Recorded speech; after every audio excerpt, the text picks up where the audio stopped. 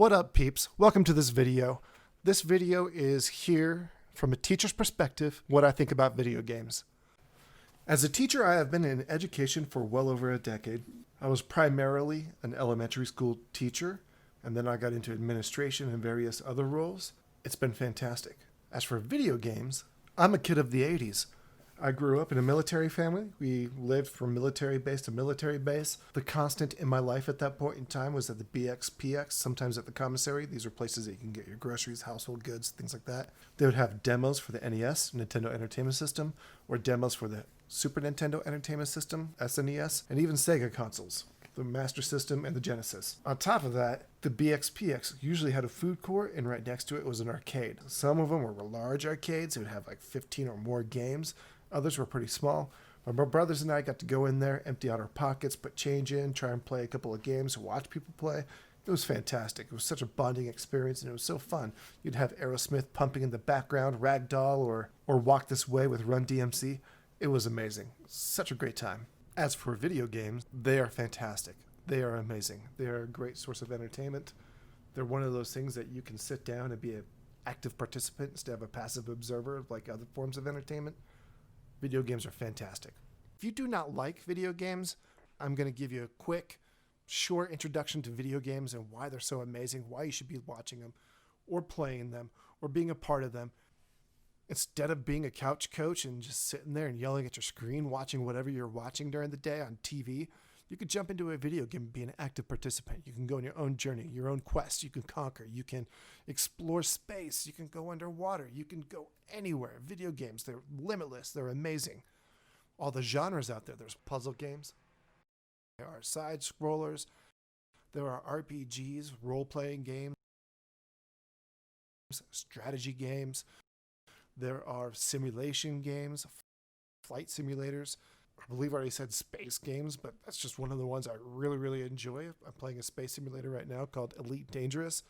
That game is so cool that you can literally just park your ship outside of a space station and leave it right there and enjoy all the beautiful graphics going on and just read a book or get some cooking done or doing whatever you got to do around the house. Have it playing right there. It's awesome. It's cool to have on. Or you can go and bounty hunt. You can explore different stars, different systems. It's a 1-to-1 scale of the Milky Way galaxy. It's such a great game. I've always wanted to go to space. This kind of a game, this simulator here, Elite Dangerous, you craft the story. It's your creativity behind it. It's your choice about what you want to do. You can, once again, be a bounty hunter, pirate. You can explore. You can bring supplies back and forth and just upgrade to larger ships. You can join factions and you can battle other factions.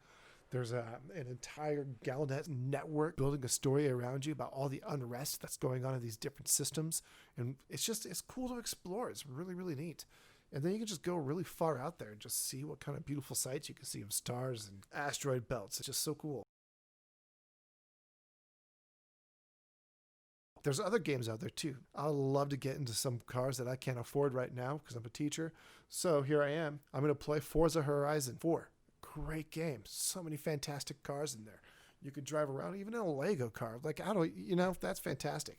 When you're playing some games, it piques your interest about the past. There are some games like Assassin's Creed Odyssey. I love Greek mythology.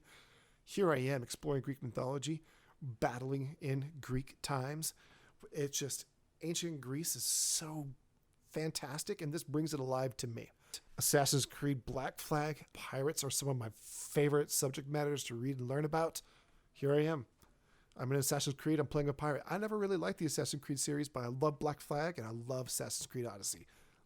Fantastic games. Moving on. There's some side-scroller games that you could play. They're just kick back, a couple minutes per level, save it, leave, you're done. There are some really cool sports games that are out there if you're into that. I really enjoy car soccer with Rocket League.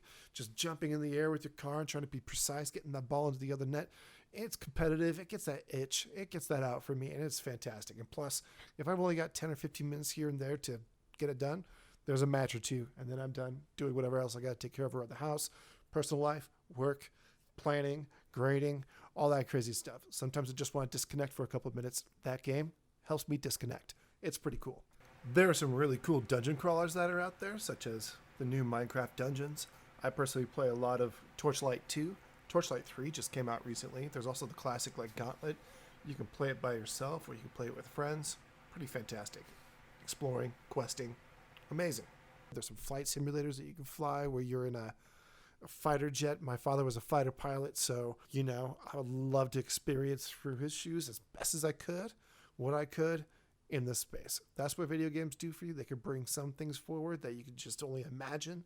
They're just a great way to release and connect with friends and just enjoy life in a different way. So check it out. Get into a video game. I've been gaming for so long that I've had all the Nintendos. I've played on Segas. I primarily play on PC. That's another cool thing about being a gamer is that you can customize your own PC and build a beautiful tower.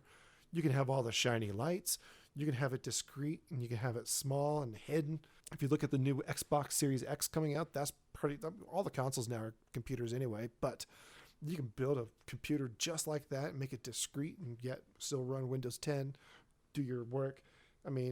Or you could just get a console. If you want to get a console, get a console. Xbox Series X coming out is pretty cool. I've never been an Xbox fan, but I love their controllers, and now I've appreciated more how they've supported PC players.